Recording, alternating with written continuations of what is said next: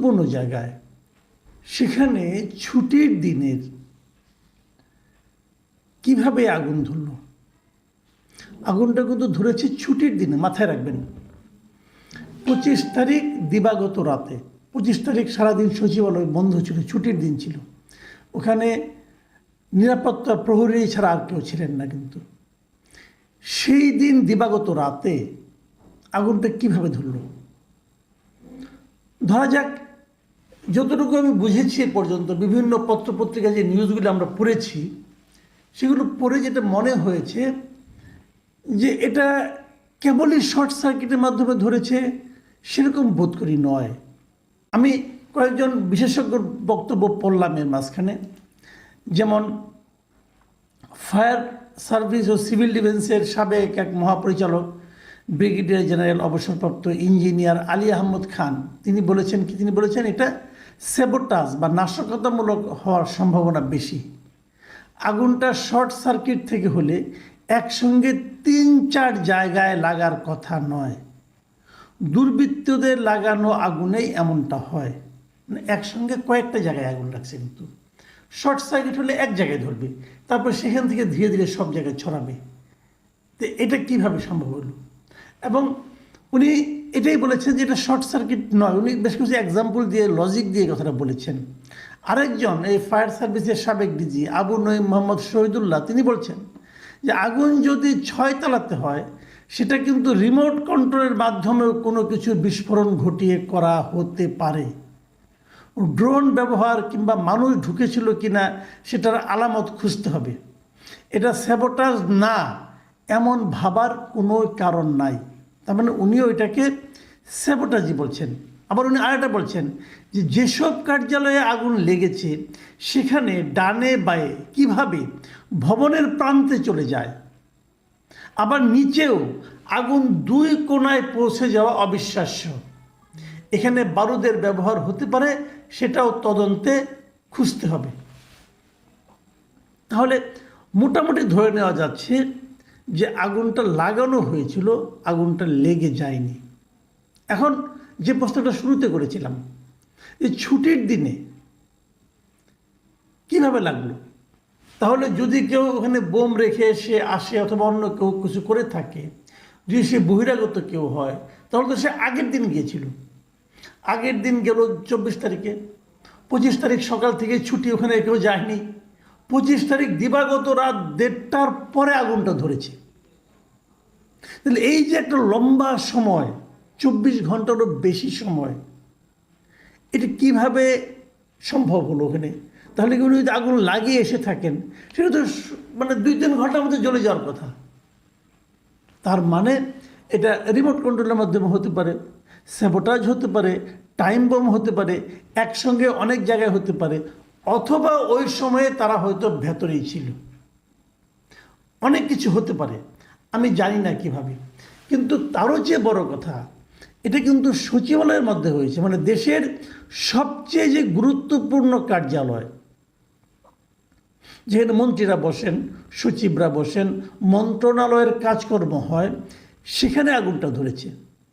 এই আগুন নিয়ে আমি বিদেশের পত্রিকা, ইন্ডিয়ার পত্রপত্রিকা দেখলাম, তারাও কিন্তু এটা নিয়ে বেশ বড় বড় শিরোনাম করেছে, কেন এই আগুনটা ধরল। এখন এই প্রশ্নের জবাব আপনি কি দিবেন? অনেকে দ্রুত বলে ফেলেছে, অনেক উপদেষ্টা বলেছেন যে দুর্নীতির বিরুদ্ধে তারা যে লড়াই করছে সেটাকে থামানোর জন্য হয়েছে। কেউ বলছেন এটা স্যাবোটাজ হয়েছে, ছাত্ররা বলছে এটা ষড়যন্ত্র চলছে, এরকম অনেক কিছুই কিন্তু বলা হয়েছে। কিন্তু প্রশ্ন হচ্ছে তাহলে কাজটা করলো কারা? আমি সবসময় যে কথাটা বলি, এটা আমি বলি না, এটা অপরাধ বিজ্ঞানীরাই বলে, যখন এরকম কিছু একটা অপরাধ সংগঠিত হয়, তখন আপনি প্রথম দেখবেন এই সংগঠিত অপরাধের ফলে লাভবান কে হচ্ছে, মানে কারা বেনিফিশিয়ারি, এটা হলে কার লাভ হয়। এই প্রশ্নগুলো কিন্তু আমাদের একজন উপদেষ্টা আসিফ মাহমুদও তুলেছেন। তিনিও বলেছেন ওনারা নাকি বেশ কিছু দুর্নীতির কাজকর্ম করছিলেন, দুর্নীতির কিছু কিছু দলিলপত্র ছিল, বিশেষ করে মানে লোকাল গভর্নমেন্টের। তো সেখানেও হতে পারে, কিন্তু যেগুলো পড়া হয়েছে এগুলো তো কাগজ পড়েছে। আমার ধারণা এইভাবে যে কাগজের জন্য যে খুব একটা দলিল দস্তাবেজ খুব পুড়ে গেছে এটা আমি মনে করি না কারণ যেগুলো পুড়েছে এটা কপি নিশ্চয়ই আছে কোথাও না কোথাও। এবং তারও চেয়ে বড় কথা, আজকাল তো সমস্ত আলাপ আলোচনা, তারপরে আপনার করসপন্ডেন্স যেগুলো হয়, চিঠিপত্র লেনদেন সবই তো কম্পিউটারাইজ, এগুলো সার্ভারেও থাকার কথা। কাজে ওর মাধ্যমে যে খুব বেশি একটা ঝামেলা হয়ে যাবে আমি তা মনে করি না। তাহলে এটা কি, এটা কি সরাসরি কোনো ক্ষতি হবে? এটা আমার মনে হয় না খুব একটা, আমি জানি না অবশ্য, এটা তদন্ত হতে ব্যাপারগুলি বেরিয়ে আসবে। আমার ধারণা যে এরকম দুর্নীতিকে বাধাগ্রস্ত করার জন্য সরকারের অনেক গুরুত্বপূর্ণ তথ্য একদম বিনষ্ট, চিরস্থায়ীভাবে বিনষ্ট করার জন্য এগুলো হয়েছে, এটা আমার কাছে মনে হয় না। কারণ সব ফাইলেরই কপি কোথাও না কোথাও থাকার কথা। তাহলে ঘটনাটা ঘটল কেন? তাহলে এটা কি কোনো হুমকি? এটা কি কারো কোনো একটা গোষ্ঠী নিজেদের সক্ষমতা প্রমাণ করার জন্য এই কাজটা করেছে? সরকারকে বোঝাতে চেয়েছে দেখো আমরা চাইলে কিন্তু পারি, এমন কি কেউ? তাহলে কারা তারা কারা? তারা কি কোনো পলিটিক্যাল পার্টি, আওয়ামী লীগ? এটা কিন্তু বলা কঠিন। আবার ধরেন গত দুদিন ধরে সচিবালয়ের সবচেয়ে বড় ঘটনা কোনটা? সচিবালয়ে বলেন অথবা সরকারের প্রশাসনে বলেন, সেটা কোনটা?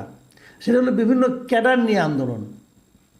প্রশাসন ক্যাডার তারা আন্দোলন করতেছে, আলটিমেটাম দিচ্ছে। আবার প্রশাসন ক্যাডারের বাইরে যে আছে 26 ক্যাডারে যারা আছে তারা আন্দোলন করতেছে, তারাও পাল্টা হুমকি দিচ্ছে। প্রশাসনের ক্যাডারদের এই সমস্ত আপনার হইচইয়ের কারণে সচিবালয়ের মধ্যে বিশৃঙ্খলা তৈরি হচ্ছে, এগুলো তো আছেই। এবং প্রশাসন ক্যাডার বলতে এখন যেটা বোঝায়, ধরেন গত 2 বছর 3 বছর 5 বছর আগে যারা ক্যাডার ছিল, এখনও যারা বিভিন্ন গুরুত্বপূর্ণ পদে আছে, তারা সবাই কিন্তু আওয়ামী লীগ সরকারের আমলে। কাজেই আওয়ামী লীগ কি তাদের দিয়ে কিছু করাচ্ছে? আমি কিন্তু এই সন্দেহগুলো করবো, কারণ আমি সবসময় কিন্তু আওয়ামী লীগের আমলাদের উপর নির্ভর করতে চাই নাই। আমি সবসময় বলেছি যে আন্দোলনের মাধ্যমে আসা একটা সরকার কখনো যাদেরকে সরিয়ে তারা আসলো সেই সরকারের আমলা দ্বারা পরিচালিত হলে পরবর্তী সরকার ক্ষতিগ্রস্ত হতে বাধ্য। এবং এটা আমি একদম শুরুর দিন থেকেই বলে এসেছি। আপনারা ইউটিউবে খুঁজলে বহু এরকম নমুনা পাবেন।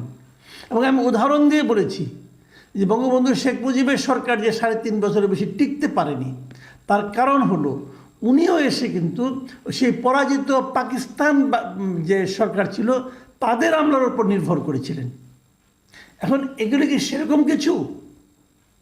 আবার অতি দ্রুত যারা সিদ্ধান্ত দিয়ে দিচ্ছেন, যারা ষড়যন্ত্র তত্ত্ব খুঁজছেন, অনেকেও হতে পারে সেই ষড়যন্ত্র তত্ত্বের মাধ্যমে কিন্তু আবার আরেকটা প্রবণতা দেখা যায়।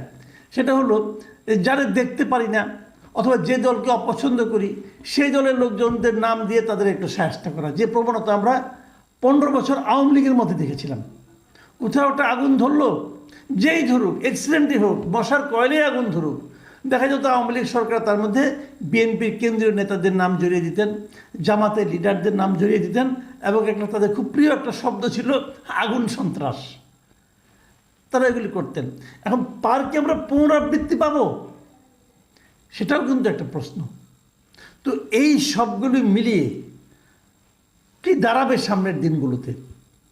আবার ধরুন এই সরকার কিন্তু কিছুদিন ধরে তারা সংস্কার নিয়ে কথা বলছে, নির্বাচন নিয়েও কথা হচ্ছে, কারণ নির্বাচন কমিশনার তার মধ্যে ঘোষণাই করলেন যে নির্বাচনে একটা সম্ভাব্য সময়সীমা উনি দেখালেন, এগুলিও কথা হচ্ছে। তো তার মধ্যে এই আগুন তাদেরকে স্বাভাবিক গতি যে পথ, সেই পথের মধ্যে কোনো বাধার সৃষ্টি করবে? সেটাও হতে পারে। যারা বিলম্বিত নির্বাচন চান, যারা নির্বাচনকে বিলম্বিত করতে চান, তাদেরও কোনো চিন্তা এখানে কাজ করতে পারে। অথবা যারা বিকল্প কোনো চিন্তা করছেন যে এটা গোলেমালে একটা ঝামেলা পাকিয়ে এই সরকারকে ব্যর্থ প্রমাণ করে অন্য কোনো ষড়যন্ত্র বাস্তবায়ন করা যায় কি না, যদি এমন চিন্তা কেউ করে থাকেন, তাদের চিন্তার জন্য এই ধরনের ঘটনাও কিন্তু সহায়ক ভূমিকা পালন করতে পারে। কাজেই সব দিকেই নজর দিতে হবে। এর মধ্যে সরকার তদন্ত কমিটি গঠন করেছে এবং সে তদন্ত কমিটির রিপোর্ট দিবে।